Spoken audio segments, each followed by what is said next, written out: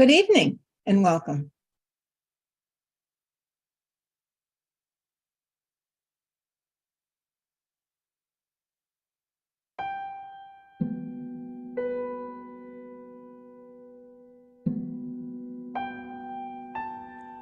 Divine Creator, we ask that the light of highest awareness fill the minds and hearts of those who are open to your light. We ask that they be assisted and strengthened in their resolve to achieve peace using peaceful means. May their minds, their hearts, and their actions reflect the divine will to good for all. Comfort, strengthen, and support those who are in a difficult situation in their mind, body, or spirit. Bring confidence to them that your divine hand is at work in their life. Amen.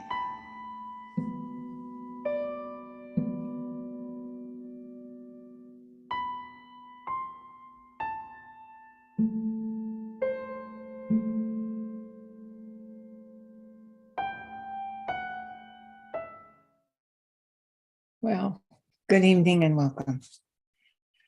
My name is Reverend Mary Huber, currently pastor of CCWH, or the Community Chapel of Holistic Healing. We were founded in 1977 by Reverend Michelle Luson, a mystic and channel for the multidimensional consciousness. We are here in Washington, D.C. area, physically located, because Michelle had a vision from Swami Sivananda in spirit, who came to her and asked her to start the organization and place it here so we would be a light for the nation's capital. And we are here for that reason and to aid in personal and global spiritual transformation. We have a website, CCWH.com, and I'm hoping that you will visit that website for more information about us. In the meantime, I would like to begin with the recitation. I will recite it. You will be on mute, but you can certainly say it along with me. The recitation of the three healers, as we call them, but they're the faith, hope, and charity affirmation, channeled early on in our organization by Reverend Michelle Luson. The faith affirmation: I believe in the spiritual existence of myself as a perfect image of the divine creator. In this reflection that is my physical embodiment, I have faith in the supreme guidance of my soul for my balance, my needs, and my opportunities. Outside of myself, there are also perfect images, and nothing can delude my thinking otherwise.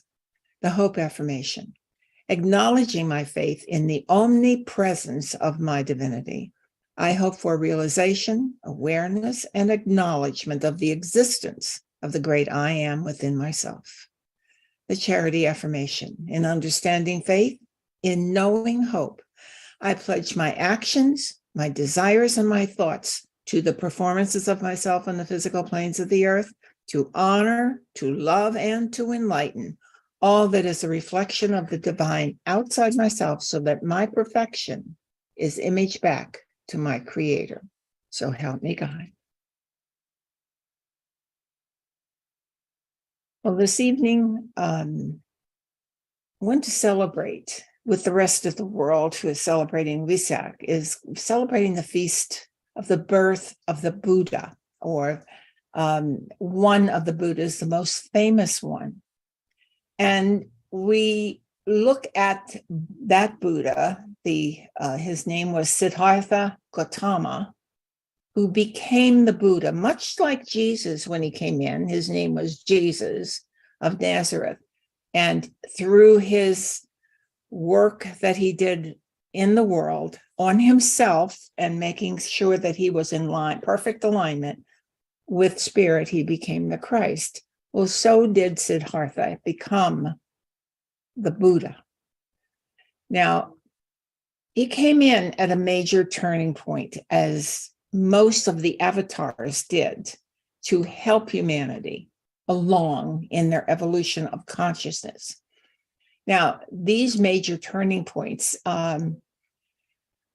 mostly had occurred way back then, way before that, in the emergence of the agricultural kind of societies. And they resulted in the birth of the first civilizations, they're called, according to some of the professors that I have been reading. They're called the first civilizations to establish themselves in that agrarian kind of situation. And they there was followed by a second and third wave of the agrarian civilization, because the first wave failed in its mission to accomplish what it should have accomplished at that time. This is not unusual, according to Michelle's source, of the rise and fall of consciousness within a group of people. It's called the rise and fall of their society or their group, and has occurred many, many times over the time the human beings have been on the planet, because the consciousness wasn't sustained at a higher level. And when it started to lower itself and become not of higher thinking, not keeping their morals and values intact, when that became a problem in the society as a whole, the whole society collapsed. So there were waves of civilization. Now, at the time of the birth of Siddhartha Gautama, he came in at a time when there was one of those breakdowns, and it had to reform itself again. And it certainly had happened in China. And this is 500 BC, before Christ was born, before Jesus came in. And he came there for the same kind of mission that Jesus came in his time frame. Now, it's understood that Buddha, or the Buddhic consciousness, and the Christ consciousness are, in fact, what is known as brothers in spirit. And those who embody that have that kind of relationship with each other, where I think we would call it a division of labor, when spirit is looking at how are we going to make something better out of the humanity that we see in front of us or in this dimension. They take on different roles or jobs. So the role of the Siddhartha was to develop himself through teaching, through many teachers, and through many trials of his own and sufferings of his own, and come to his conclusions that he had before he became the enlightened one. Because the term Buddha is a term meaning enlightened one. And before he became that, he went through his own journey the way any other human being did at that time. So he had to overcome. So his presence in the world was to insert himself in such a way that it would cause a change in society as a whole, which was very important. Now, there are many versions of who he was in this world as a historical figure. And the most popular thinking is that his life was probably different than the one that is normally known about him being a prince, and he went out and he saw the plight of the world and he had to do something, so he went on his journey to serve people. I think that's a very shortened version of what he really had to go through, but it's also one of symbolic importance. They don't feel that he was in a royal household as such, but he was in the household of a leader of his tribe or culture in his area. So his father and mother were prominent in their society. So when he went out from that, I'm sure it was a departure for that group in general. So talking about the change of the end of the first civilizations, the next ones coming in had to develop more elaborate, widespread, and denser networks of communication, and were able to make more progress that way. And one of this is way before the Industrial Revolution, so there wasn't that huge leap. But one professor gives the example of sugar production is an example of how all of these things were being distributed over the world. The syrup from the sugar cane was initially domesticated in New Guinea early in the age of agriculture and first processed into crystallized sugar in India at 500 BC. Well, CE, as they call it now. And during that time, the Arab traders brought this technology from India to the Middle East, took it to the Mediterranean, where the Europeans learned it during the Crusades, and the Europeans transferred it to the making of sugar in America. So the kind of spread of the knowledge is very evident in that kind of understanding of the world and how they were working. And certainly we heard about the caravan trades that were happening that would carry goods and sometimes culture along with it. So the spread came like that.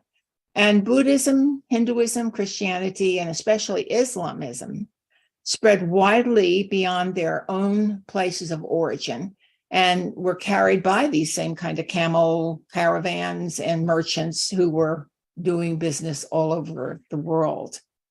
But they said also disease also increasingly linked the different communities from distances. And according to one Greek historian, he said that a mysterious plague from parts of Ethiopia above Egypt descended on Athens in 430 BCE and decimated the city, inflicting a blow on the Athenian society from which it never really recovered, which sounds a lot like what's going on today in the world with our COVID experience and how that has happened. We don't think about it having happened before, and this has happened across the world through time. But the second and third waves of civilization gave rise to much more a higher, cultural kind of traditions.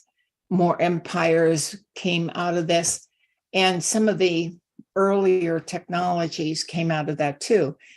But even though fundamental economic and social patterns did not substantially change, in other words, the consciousness, the behaviors, and the thinking, and all of that, all through this time, really didn't change that much. Their situations changed, but some of their ability to process and to be enlightened and all of that to come up in a consciousness that would put them in a better place in understanding themselves as spirit and the spiritual values and such that would have put their society way ahead, but they didn't get there. So the eminence, the emergence, I should say, of Buddha was very important at the time because he did lay the foundation for Buddhism. And he taught a middle way between sensual indulgence and severe asceticism, which would lead to what was known as nirvana, that is freedom from ignorance, craving, rebirth, and suffering. His teachings were summarized in the Noble Eightfold Path and was a training of the mind that includes ethical training and meditative practices, such as sense restraint, restraining your senses and not allowing them to take over, kindness toward others, and mindfulness, which is a very popular meditation or type of meditation today. Now, Buddhism has about 500 million followers worldwide. It's not the largest religion in the world today. Actually, Christianity has like 2.5 billion. Islam has 2 billion. So it's very, very much more than that. The Hinduism has half of that numbers, and then the Buddhists have the half of that one. But they are very important to understand that the emergence of avatars, such as the Buddha, were very, very important in the evolution of the consciousness of humanity. The consciousness in the general population was never allowed to elevate itself because it didn't have those kind of promotional, the people who were in charge didn't want them to be enlightened because it suited their needs. So there was a very long period where the consciousness was very dense and not at a more refined level at all. And this is where the avatars are being sent in from spirit. Buddha came in at 500 BCE, and Jesus came in that we know like 2,000 years ago, and Muhammad came in 500 years after that. So there was a planned kind of march from spirit into our world, inserting consciousness that was of a higher dimension, had the ability of the average person to be reached through these people, through these avatars, where the leaders of the world were certainly not going to take them there. And as a matter of fact, the leaders needed that kind of understanding themselves. So we're bringing this celebration of Buddha today as a very important figure for the enlightenment of humanity. Jesus came in to teach love. So they talk, they're both the enlighten the mind and the heart. They represented the wholeness of us as human beings, of us in spirit. It's mind and heart together. And so Buddha came in to precede, to break the ice, so to speak, I think. I don't think he'd say that particularly, but I did. To kind of bring it up the consciousness so that by the time Jesus came in, even though his era was quite not as elevated as it could be for the majority of the people, there are always people in the world who are enlightened and who are loving and who are kind. It's not to take away from them, but the vast number of people were not that. So it's meant that all of humanity should rise, not just a few, when you seem to be lucky to get in one of those areas. So Buddha is important today, and it is a celebration of his day of his birth. He was supposedly born on a full moon, and he died on a full moon. So the full moon to the Buddha in the Buddhist tradition is very important. And we are celebrating his birth, his life, through the full moon that we are experiencing now. And all of the heavens do celebrate this. So I'm going to invite you now to go into a meditation and ask you if you would do a visualization. It's really a guided imagery, but I want you to understand that there is a play in the universe, in the higher realms, and an attendance that may have bigger significance than the one that people have been reporting to come back from those who can tune into that. But it is a beautiful ceremony that occurs. So if you take a deep breath and relax, and bring yourself into a place where you can play in your mind with your imagination. Just let it go. Let it go there. Let this dialogue take you somewhere. And if you want to go and do your own version of this, eventually when you get there, please do that. But I'm going to talk about the celebration as it's seen in the higher realms of spirit. There's a narrow pathway high in the Himalayas between these mountains that forms a bottleneck or a valley. And the neck of it faces the northeast. And you can imagine any number of valleys and high mountains that exist in this country that you might have visited. You might bring that back into your mind. And the wide part of the valley is actually facing south, or widens toward the south. And there is a huge flat rock located at the northern end, near the neck of the valley. Now, if you can picture this alone, just this wide expanse, when you come in, there's a lot of room, and you look down and you see it narrowing down, but you also see this big, wide, big, very flat rock, but huge and elevated. And there, on that platform, it's used as a platform, there are the participants who come to celebrate at this celebration from all manner of places on the higher realms who have been invited to be on the platform.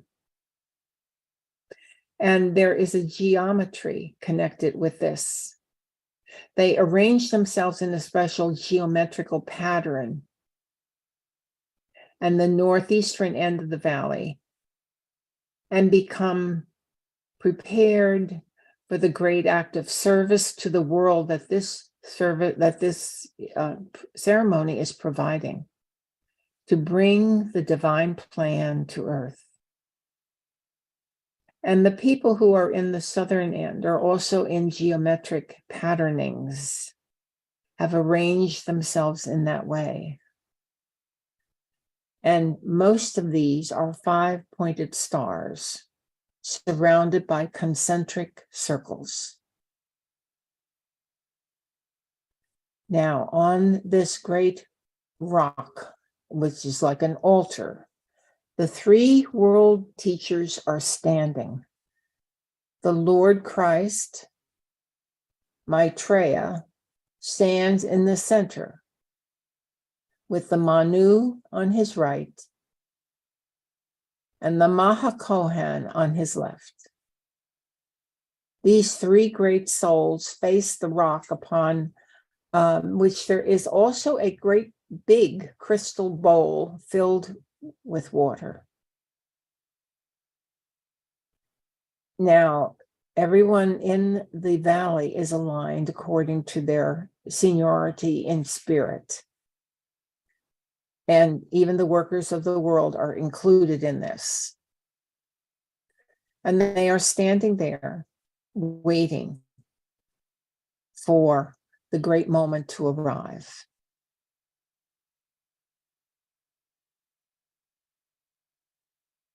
Now, at the exact time of the full moon as it approaches, a great stillness descends over the crowd.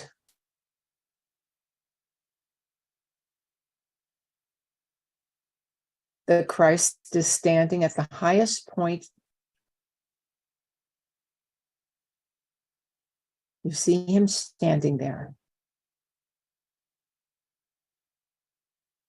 And there are their own spiritual movements and gestures that are displayed at that time that are known only on the much higher planes.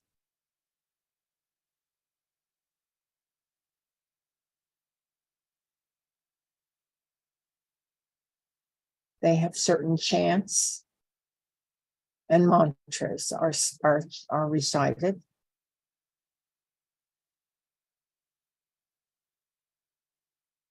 And they chant in an ancient Pali language.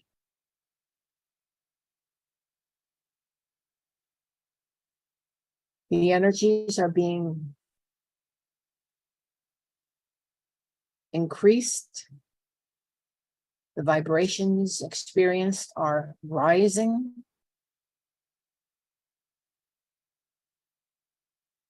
And those spiritual energies, which will be distributed to the world, are being generated now. Now, with chanting and the weaving back and forth of all of the people who are attending, all of the spirit attending,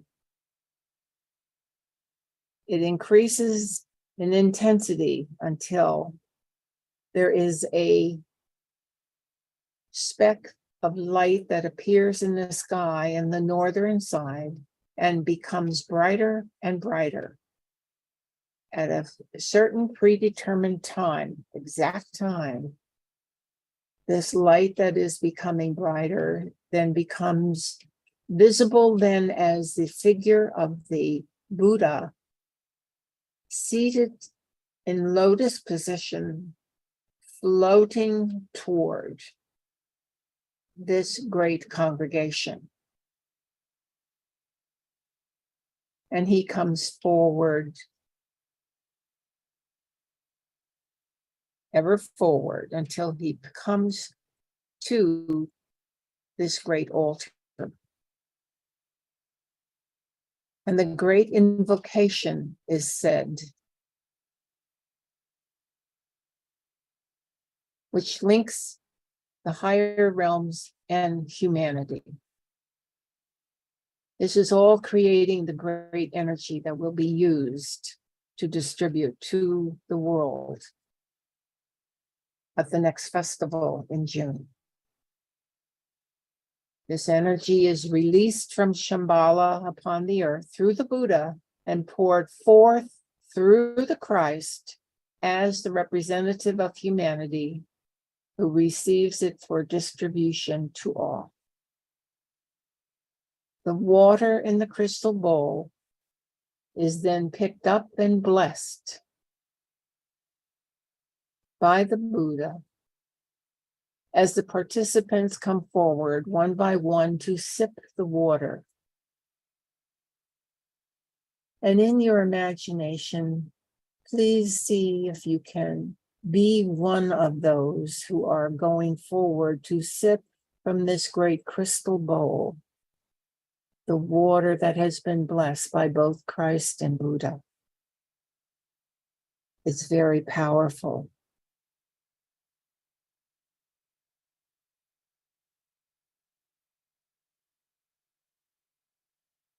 And each one going there is allowed to take some back with them.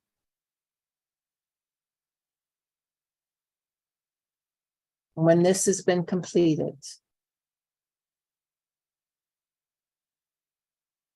the Buddha begins his recession back in the same way that he came. It is said that the actual ceremony lasts only 8 minutes by our time. And the whole beginning with the gathering and by the time everyone leaves is 30 minutes. It's not a long journey, but it's something that you can imagine. If you go later tonight into a meditation, you might want to reproduce this and see whether you can join those in spirit with the Wesak festival. And now I'd like to recommend you to go to our website and go to the place where you can go to PayPal and hopefully donate something to our organization, because we do, even though we're online, there are expenses to keep an organization going, and we would greatly appreciate that. We think it's important that we keep our organization forward for the world, putting our information and our knowledge and our presence out there so that we are still the light for the nation's capital and thereby for the world. Thank you very much for attending, and we will end with our "Let There Be Peace on Earth," and you might want to look at the screen and sing along with us.